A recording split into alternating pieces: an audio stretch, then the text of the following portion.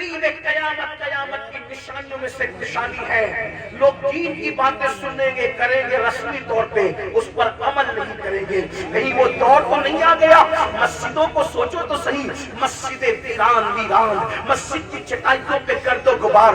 کتنی سادگی سے میرا جوان کہتا ہے مولانا نماز کے لیے ٹائم نہیں ملتا۔ کس نے کہہ دیا ٹائم ملے تو نماز پڑھنا ہے؟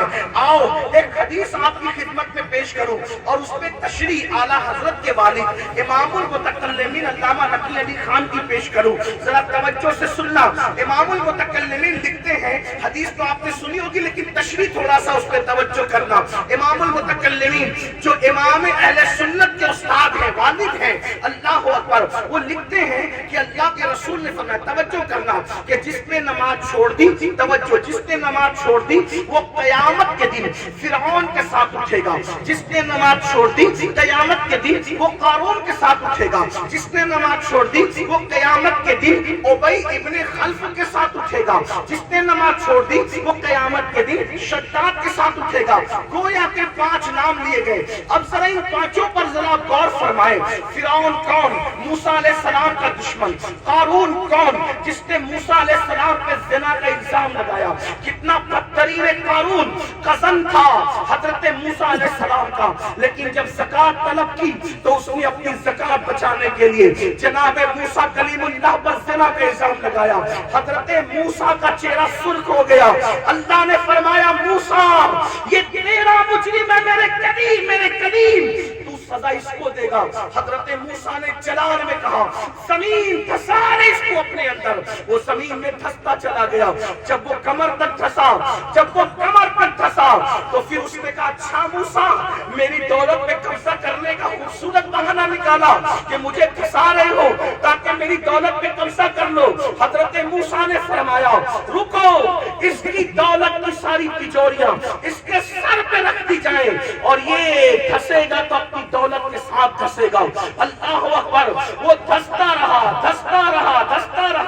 روایتوں میں آتا ہے جس دن سے جناب موسیٰ نے کہا تھا دھستا رہے گا وہ دھس رہا تھا، لیکن جس دن میرے نبی کی آمد ہوئی اللہ نے فرمایا اب قارون کو دھسایا نہ جائے گا کیونکہ محبوب کے قدم زمین پر لگ چکے ہیں۔ اللہ اکبر، یہاں ایک بات اور عرض کرنا چاہتا ہوں، قارون دشمن رسول ہے۔ اللہ اکبر، ابو لہب کا بھی تو کوئی رشتہ تھا، اللہ، لیکن قربان قارون کا کوئی رشتہ نہیں، نہ زمانہ وہ ہے، نہ اصل وہ ہے، نہ دور وہ ہے، نہ تعلق وہ ہے، کچھ بھی نہیں ہے۔ بس محبوب کی ولادت کیا ہوئی، قدم زمین پہ کیا لگے۔ قارون کے لیے کہا گیا جتنا دھسنا تھا دھس گیا، اب آج کے بعد نہیں دھسے گا۔ حیرت کی بات ہے ولادت رسول کا فائدہ قارون جیسوں کو بھی نصیب ہو جاتا ہے تو عاشقان مصطفیٰ کو کیوں نصیب ہو؟ سبحان اللہ، مصطفیٰ کی شان ہی نرالی ہے۔ لیکن میرا عنوان وہ نہیں، توجہ کرے، فرعون دشمن نبی کا دشمن، قارون نبی کا دشمن، اتنا بڑا دشمن جس نے زنا کا الزام لگایا۔ اس کے بعد اللہ اکبر، حامان یہ بھی نبی کا دشمن، شداد یہ بھی نبی کا دشمن جس نے زمین پہ جنت بنائی۔ اور ابی بن خلف کا اگر تعارف آپ نہیں جانتے، جو جانتے ہیں وہ جانتے ہیں، جو نہیں جانتے وہ سن لیں۔ اللہ کے رسول رحمت للعالمین نے اپنی زندگی میں کسی کو قتل نہیں کیا، ظاہری زندگی میں کسی کو قتل نہیں کیا، آقا نے کسی کو قتل نہیں کیا، ایک بندے کو حضور نے قتل کیا بس۔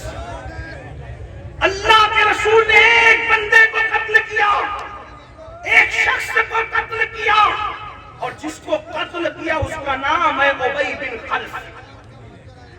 اور یہ حدیث میں آیا ہے زمانے کا بدترین انسان وہ ہے یا جو نبی کو قتل کرے یا نبی اس کو قتل کرے۔